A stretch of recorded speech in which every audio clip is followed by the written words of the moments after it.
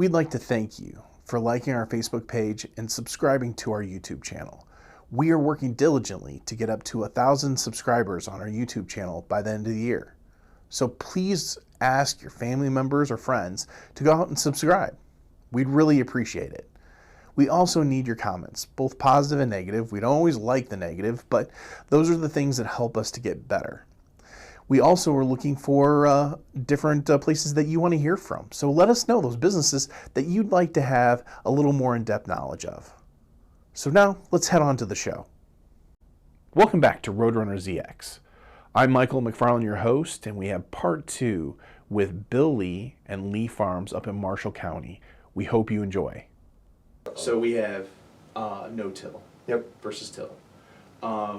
We had a few years ago through here, we had a dirt storm that blew through. Obviously, well, anybody that knows their history will go back and see the great dust storms of the 30s, which those were due to farming practices out in the West and drought and everything else. How have you seen things change? And at least where I saw, this was when I was lending to farmers.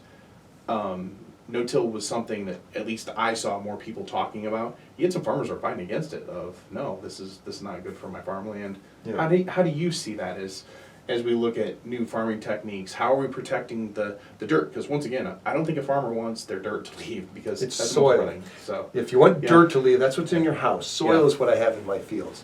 So then we'll put it that way. I participate in a program that's done through Illinois Corn Growers. It's called Precision Conservation Management, PCM. Okay. And what we do is give really in-depth records of everything that goes into a crop. Fertilizer, what chemicals, how many trips you're doing, how far you have to drive to deliver your grain, how much you're drying, all this stuff, and your tillage practices. And they are made a economic sheet that goes with it, and saying, okay, of the people that we have participating, here's where the economics of actually making the most money comes in. And if it's one light pass, straight no-till, when do you put your nitrogen on, and it spells all of that out for you. It's not always about having the highest yields. And if you can maximize your return on investment, that's really what farming should be about, or is about.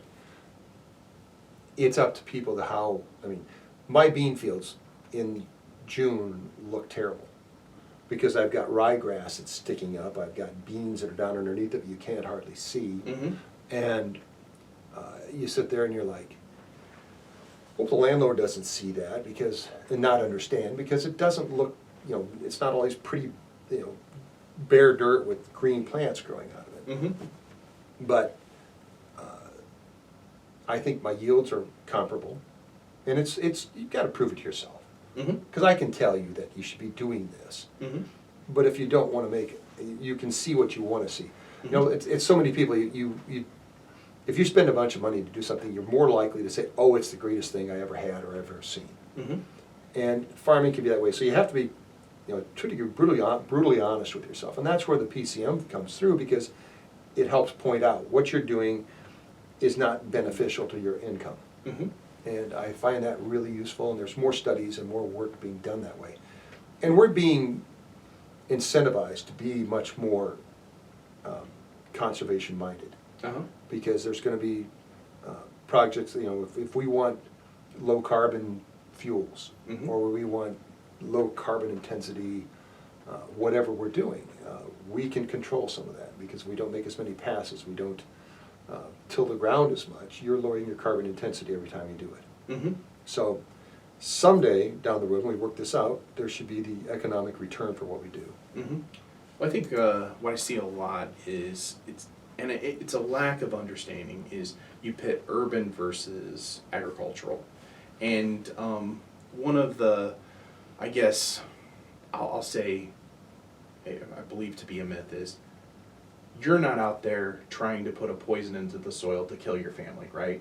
No. You're not trying. That's not a myth. I do so, not want to do that. Yeah. Yes. But I mean, people have the myth that you're We don't dumping care. these chemicals. You Yeah. don't care. It's all about the profit. And as long as you kill that one bug, you don't mind if you kill an entire city of people. Well, first of all, that city's the one that's also buying your product and everything, and you're in the middle of it. So it's not like you're out there with a gas mask, like, okay, well, I hope we make it through this. Oh, absolutely. How long do we say my family's been there? For 1829, 100 and almost 200 years. We're pushing close to 200 years on the farm. Yep. I'm a conservationist. I believe in making the ground better for my next generation than when I got it. Mm-hmm. I want to do things that are going to be helpful. I mean, put in water retention structures so you don't wash fields away. Mm-hmm. No-till is helping with heavy rains. I don't get the washing we used to get. And there's things we're doing to make the soil better for the next generation. And that's what I really believe in. I think most farmers believe in. And you're right. What you think you're going to get possibly as a residual on anything I grow, I am so much more multiple higher exposures to that, just for the fact that I'm applying the chemistries to the fields. Yep. And I don't want to poison myself. I don't want to poison my kids. So I'm conscious of all the things we're doing. Mm-hmm. And I believe in the studies that are being done that EPA has looked at all these herbicides for pest control products we have, and they've studied them, and they have done the tests on how dangerous they are, and we're told how dangerous they are, because some of these you have to handle them different, but still, it's been the risk ratio has been studied, and I don't not trust what I'm doing. Is that a double negative? Does that mean I do trust it, or I trust what I'm doing? Okay. Yeah.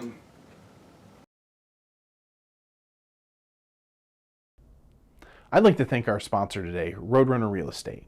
They are a full-service real estate company that does both commercial and residential real estate. They give free consults with their decades of experience. So if you're looking for that personal touch when you're trying to take care of your real estate, call Roadrunner Real Estate today. They'd love to help you. So I know I told you we weren't going to get into politics, but we're going to go just real briefly in there. And there's a war in our country. It's been going on for a long time, and you're actually a part of the war. I've seen the political photographs and everything, and I have to know, what is this battle between Case IH and John Deere, okay? You have families that are split. Oh, absolutely. Brothers that are going off to war, and one's on Case IH, the other one's on John Deere. This is like Packers and Bears. Uh-huh. Oh, yeah. No. My niece is in a split family. She came from red and he came from green. It's ugly. Those poor kids are so confused. Okay. I do not know where that comes from. I think in some ways, I just heard a thing about John Deere when he started. You know how John Deere started? The Grand Detour making a better moldboard plow. Yeah. A steel plow that would scour the prairie. Because before they'd come out there and it would clump and you couldn't do the work. And he designed the shape of a plow. He took, I think it was sawmill steel. Okay. And it was slick enough and hard enough that it would scour, as they call it, the sod would fall off. And they said he took great care of his customers. If something broke, he fixed it. And as long as he lived, he took care of that. And I think they got a loyalty there, because honestly, I go back and look in the 50s, and there were a lot more advanced tractors than what John Deere had. Because they had those we would call them Johnny Poppers, two-cylinder. You had a hand clutch, and there were so many other ones that had a foot clutch. You had live hydraulics. You had and I tell you what. Now today, besides people just wanting to make fun of it, it may be where the nearest dealer is you get along with too anymore. But there's not a great deal of difference between most of these pieces of equipment. They're all pretty darn good. So once again, nerd alert. I've brought this up on other interviews. So there is a PBS special, which you may have seen or not seen, which is called Tractor Wars. And it talks about in the late would be 1800s, going into the early 1900s. And all of the battles are going on, and like one of the big ones that no longer does is like Ford. Ford was in there fighting with tractors well, and and stuff, that goes clear up until the 70s or 80s. Ford made tractors. Yeah. You know, they didn't make the really big ones. They made more utility type. Yep. Yeah. I mean, there's been a lot of. I mean, let's look at Case International does not exist anymore. It's now Yep. Case New Holland. Yep. And they just kept, and so there's no international.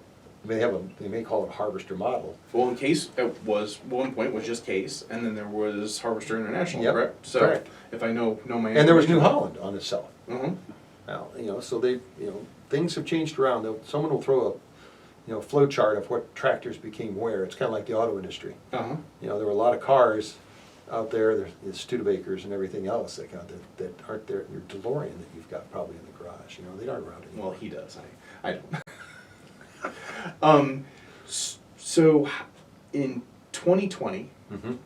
as I said, 2008 was a great year. 2020, you decided to become the Illinois I was president of Illinois Corn Growers Association. Corn Growers Association. Yep. How was that, and how do you feel the pandemic affected your presidency? Well, I started in November of 19, and you know, you're getting to do a lot of leadership activities. If you're Mhm. going to go talk to someone, you know, you're leading the discussion. I remember being out in D.C. and I'm leading the discussion amongst our group with Senator Durbin in his Mhm. office, and these things. You're the spokesman. We walked out of D.C. in March of 20, and they closed the airport just about as we got on the plane. Mm-hmm. Then after that, we got good at Zoom, but you know, the activities that would have probably gone with being a president, just, you know, no state fair, none of the Mhm. the press things that you might have gotten into, and the other activities where you traveled to it. There was no Buttercup. Let's just face it. That was the most disappointing thing from that year. No Buttercup. Absolutely, no state fair. What do you mean? Yeah, but yeah, no. I mean, there was just all those things and it really kind of stuck around for another year or two after that. But you know, you deal what's given to you. You can't look back and say, "Boy, I wish I could have," but it just doesn't work that way. It was a good experience, either way. How do you see the benefit? Because it's basically a lobbyist group. You're lobbying for the farmers out there. Mm-hmm. How does that really impact the farmer that's out on the field? Someone's got to do it. I mean, we are a small group of people. The major production farmers of you know, the commodity crops. There's not that many of us, really. You know, 150, 200,000. There's 70,000 farmers in the state of Illinois. But to be a farmer, you have to have $1,000 of gross sales. Okay. That is the definition of a farmer. So it doesn't take a lot. Mm-hmm. But the number of farmers, the last administration, Ag Secretary Vilsack used to have a speech that there were 150,000 farmers that produced like 80% of all the products that we, you know, commodity products, whether, you know, corn, soybeans, wheat, Mhm. that type of thing. So there's, and then you've got the guys that you step down from there that become, you know, it's a part-time job. And then you know, even then you go down when it's, you know, I don't want to say hobby farmers, but they are farming is not as much of an income source for them as it is, you know, what my grandpa used to do. We still have the ground. Mm-hmm. So we're out there, and there are so many issues out there that get to be complex. Mm-hmm. And I can't remember the name of the curve. You know, there's it's what you think you know and what you really know graph, that's to say, Mhm. because a lot of people go, "Phew, I know everything," and then you realize you stick around and learn a little more, and you start to drop down. Pretty soon you hit over here with given time, I don't know anything, and then you start to come back up again because you learn what really happens. You know what they call that? They call that the marriage curve. Yes, dear. But anyway, no. There's actually a study done it. There is a name for that, and I should remember what it is. But you can't go into a congressman's office and be effective if all you know is 2 talking points, Mhm. because it may go deeper into the conversation. So you have to learn what this topic really is. Because you go out there as a lobbyist in a lot of ways. You're not an official lobbyist, but you're representing your industry. And you don't want to be coming off as someone that's giving bad information. Because then he's like, who can I trust? So we hopefully get educated and go there prepared when we go out, whatever project we were doing with Illinois corn growers, and represent the American farmers in the best light of what we need and what we're doing. And usually it's trying to perpetuate, the American farm. It's one of the things that's always been the strength of America. Is the fact we've been food, I don't want to say independent, but we've grown more food than we use. And we have to remember that it doesn't come from the grocery store. Someone's out there doing it. Well, and the people that you're dealing with in Springfield or DC, a lot of times they have no background in farming at all. Most of them. I was doing a lot of times you go out to DC, you don't get to see the congressman, which is, there are times, there's a lot of things going on, and you'll talk to staff.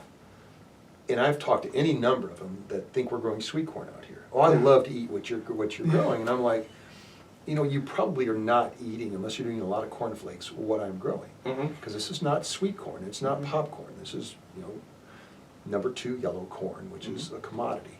But I had one that is from a state, or a congressman from our state, that didn't know we grew corn in Illinois. Maybe they've never been out of state, downstate. I don't know, but it's that kind of thing. You have to, half the time what we're doing is educating, and sometimes the staff, and it's important to get to know your congressman and get to know the staff, because there's contacts that you need to have, and your state reps for that matter. Okay, so we're going to get into the rapid fire question side of geez. this, which may or may not be rapid fire, but that's just what we call it. So Bill Leigh is in his combine. What is your go-to food that you must have in there to enjoy the experience? An apple. An apple. Yeah, I like to munch on apples. You're even going healthy. I thought like a Snickers bar or something is out there. No. An apple is what I like you an choose. apple. Like a sweet granny apple, or what's this like? Yellow Delicious. I'd like to vary. Honey Crisp is good. Yellow Delicious. Okay. A Red Delicious is good. Okay. Okay, so Got him back on that one, didn't I? then the next one I have is person pulls up. Okay. Pull up in a Maserati. Okay. See a guy get out of a suit, has nice fine Italian leather shoes on. I wouldn't know them, but yeah, okay. Okay. They walk up to you as you're working in your shed there, working on your equipment. Okay. What would be the very first thing you could think of to say to them that would completely confuse them as a farmer's term? Can I help you? No. Boy, what would I throw out there that would confuse him?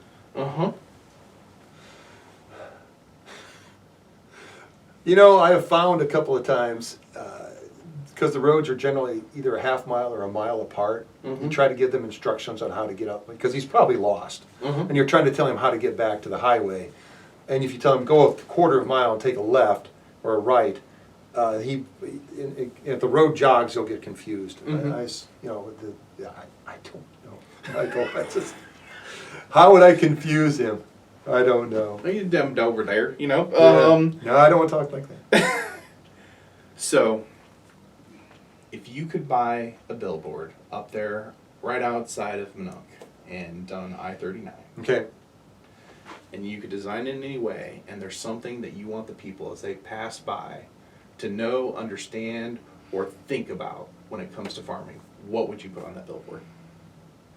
Well, there's some out there right now I like. It's like it's a campaign that Illinois Family Farms had. We are the 96%, and that's the percentage of farmers out here that are family farms. Because you go along the highway, and like I said, you see that sign that says X company, maybe a variety thing on it. But you might just say a company's name, and they think, well, that company's telling them what to plant and what to do. And that's not what we do in most cases. I suppose there are a few cases, but 96% of us are independent businesses. And we are businesses, and it's the idea that you know, we have to make a living out of it. This is not something we're doing recreationally, and we want to do something that we can pass on to the next generation. That's not rapid fire, but I'll try. Yeah. So, I would like to thank Bill Leigh for coming out and talking about farming today. And this is a completely different interview than what we've had from our other ones, because most of them have been based on retail or whatever. You are a business, it's just your particular business, not one that people are walking up to your house and Nope. buying corn or whatever. With the positions that you have held, your family a part of this, this camera right here is yours, okay? Okay? You're on there. Okay? What is it that you want the general public to know about your family, farming, and things heading into the future? My family farming situation and how things in the future. I would want the public to know that we've been here as a family for 195 years, I guess, something like that. And I hope we can do it for another 195, and we can have the generations to come along and want to do this work. Because while it can be frustrating, it's very rewarding. And I am proud of my family, and I'm proud of the work that we've done for these generations, and I hope we can keep doing it. Well, that said, I'm going to come and say, Bill, thank you for coming out today. I think it's been a great conversation. I think you provided us with some clarifications when you know the difference between soil and dirt, which proves that I was not a farmer. But other than that, what you are doing for our state out there, we all appreciate it, and thank you. Keep on making the food that you have, and especially as we have kind of the headwinds that are coming at us right now in the farming community. We try. Thank you, Michael. Thank you. Hey, I'd like to thank Bill Leigh from Leigh Farms for coming in, doing the second half of this video. Up in Marshall County, helping to feed us all, I thought it was phenomenal. I appreciate him so much. To those of you that have been watching our videos, we appreciate that. To those of you that have liked and subscribed to our pages, we appreciate that too. We're heading towards our 1,000 subscribers by the end of the year. So if you haven't done it yet, come on, get out there and help us. So next time, we'll see you then.